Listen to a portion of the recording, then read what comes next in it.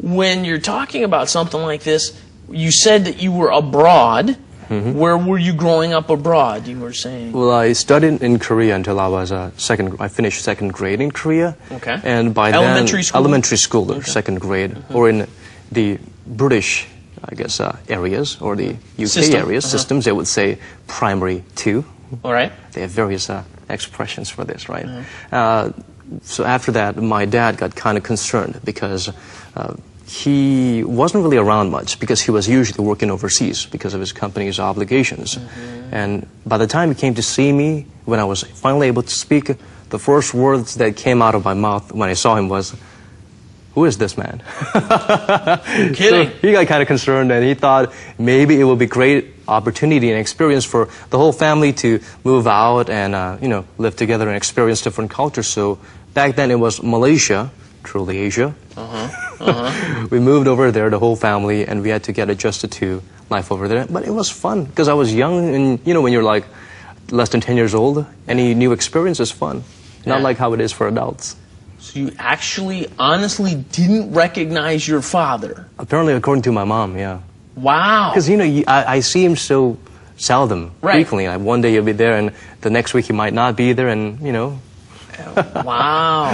Okay, because he what was a living boom blow on the back of his head right there. Right, because he was living in Malaysia.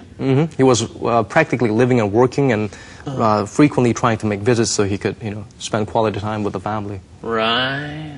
Okay. So he was, even though he was making frequent visits, maybe I was growing up. Yeah, and maybe you were growing up, and maybe you were just trying to give him a message that you didn't know about, huh? Maybe a subliminal Freudian slip, maybe. Yeah. Who knows? Yeah. Very interesting. So you moved to Malaysia at what age? That was when I was roughly about 9 or 10 years old, I believe. And loved it right from the beginning? Of course, at the beginning, you started missing home. Yeah. I mean, it's great that you have all the bananas and pineapples you want. Because back then, those were rarities in Korea back in the early 80s. Right. So all I could think about was bananas, pineapples.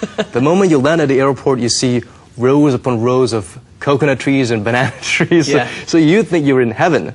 But once you've had your fill of bananas and pineapples for about half a day, you start missing, tteokbokki and sundae. Right.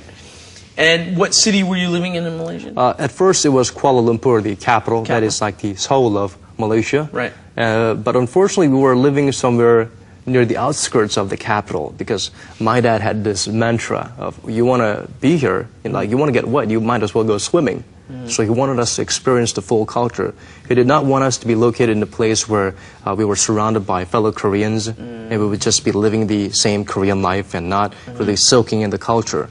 So I think it was a great move on his part because we got to really mix with the locals and learn a lot more about what they have to offer instead of something we could always get when we were in Korea. So it was a unique experience. I believe back then they had only one zoo in Malaysia. And we lived pretty close to the zoo, so it was pretty exciting. Okay. And you're landing there, you must have started school pretty quickly. What language were you speaking in school? They do speak 2 languages. The local language is, of course, Bahasa Malaysia. It's similar to Indonesian. Right. And also they speak English. They do have English lessons. And everyone in Malaysia is very bilingual. Yeah. You might say that in some ways they speak better English than in other English-speaking countries because they're a lot more articulate. They're more particular about the way they deliver the language and the kind of grammar and vocabulary they try to master. And they do not have a particular strong accent. So that was one thing good about Malaysia.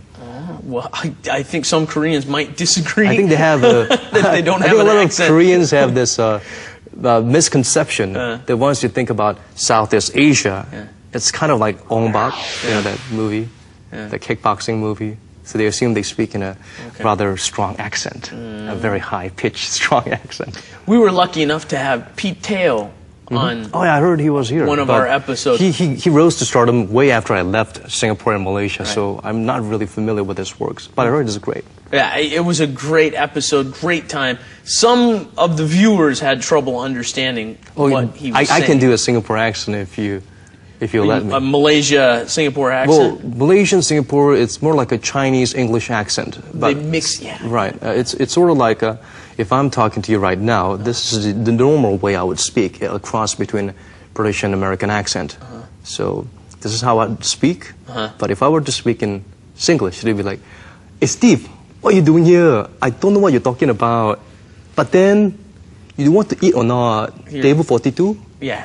That's the Singapore accent. And Malaysia too, right? Yeah, Very sort of. similar, right? Well, Malaysia a little bit less so. They try to speak the more proper English. Okay. Singapore, it's stronger.